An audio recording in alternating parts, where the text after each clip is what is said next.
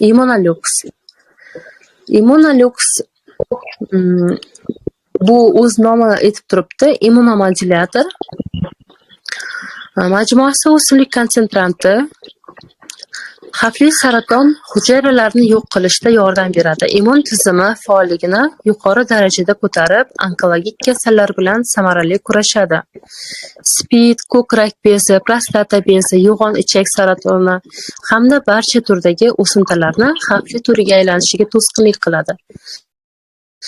Antioksidant xususiyatiga ega. Erkin radikallar, neytrallar ularni organizm to'qimalariga buzuvchi ta'siriga to'sqinlik qiladi. Yallig'lanish jarayonlarini jadalligini pasaytiradi.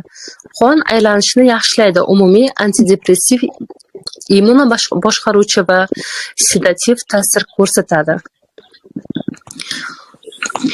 Bu Immunoluxni biz tavsiya qilganimizda o'zi sxema bilan ichiladi.